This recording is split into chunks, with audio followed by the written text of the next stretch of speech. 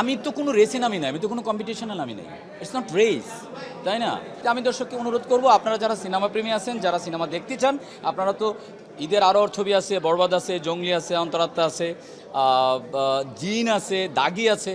এই ছবিগুলোর পাশাপাশি আমাদের যে চক্কর ৩০২ সেটাও দেখবেন। আমরা শুরু থেকে বলে আসছি যে চক্কর এটা একটা murder mystery, at the same time এটা একটা কমপ্লেক্স রিলেশনের গল্প, একটা কমপ্লেক্স ভালোবাসার গল্প, একটা কমপ্লেক্স চিটিংয়ের গল্প বলা যায়। সো ওই ক্ষেত্রে আমরা বলবো যে যেহেতু দুইটা জিনিস, একদিকে মার্ডার মিস্ট্রি আর একদিকে একটা রিলেশনের কমপ্লেক্সিটি আছে, সো দর্শক একটু ঘোরের মধ্যেই থাকবে।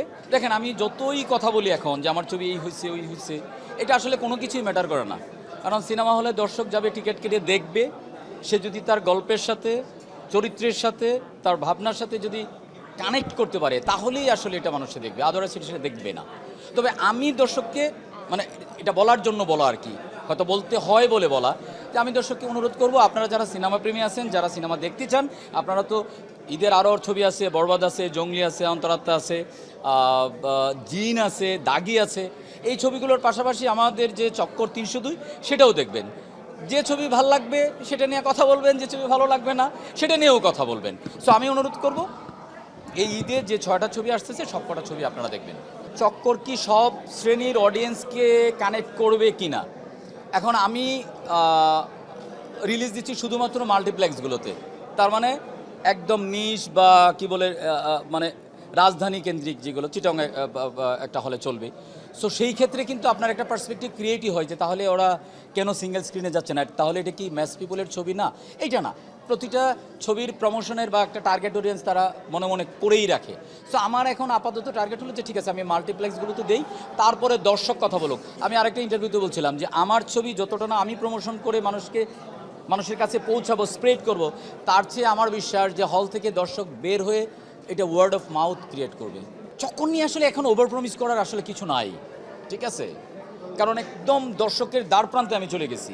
সো দর্শক দেখেই আসলে জাজ করবে আসলে কি হয় না হয়। দেখেন, বিচার করা মালিক আসলে দর্শক। কিভাবে আমি বলি, আমি যদি একটা ব্যাখ্যা দিই, এখানে আপনি যখন খাবার খান, আপনার কি পছন্দ? আপনার হয়তো আলু ভর্তা, ভাত হলে শুটকি পছন্দ করেন, একজনের বিরিয়ানি ছাড়া পছন্দ হয় না। সো দর্শকের টেস্ট হলো এক এক রকম। সো আমি তো ছবিটা হয়তো বা আমি যতই বলি যে না এটা ম্যাস পিপলের ছবি, সবাই দেখবে, কানেক্ট করবে, আসলে কি তা? বিষয়টা তো ওরকম না। সো দর্শকের টেস্ট অনুযায়ী যাবে, এটা পার্সপেক্টিভ চেঞ্জ হয়ে যাবে।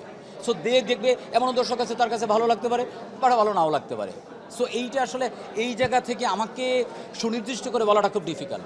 ঈদে তো বরবাদ আসছে, জঙ্গলি আসছে, দাগি আসছে, এই সিনেমাগুলোর মাঝে চক্কর কতটুকু প্রভাব ফেলবে? আমি তো কোনো রেসে নামি নাই, আমি তো কোনো কম্পিটিশনে নামি নাই। ইটস নট রেস, তাই না? সিনেমা হচ্ছে মানে ইটস এ, মানে কীভাবে আমি বলি যে আপনি একটা আপনার একটা it's a kind of product, আপনার একটা ড্রিম, আপনি এটা করছেন, এটা অডিয়েন্সের কাছে আপনি নিয়ে পৌঁছাবেন। এখানে কতগুলো ছবি আসলো না আসলো সেটা না, আমাদের বড় যে দুর্বলতা সেটা হচ্ছে এতগুলো ছবির সাথে এতগুলো মানে ছবির জন্য আসলে হল নাই, এইটা হচ্ছে আমাদের বড় দুর্বলতা।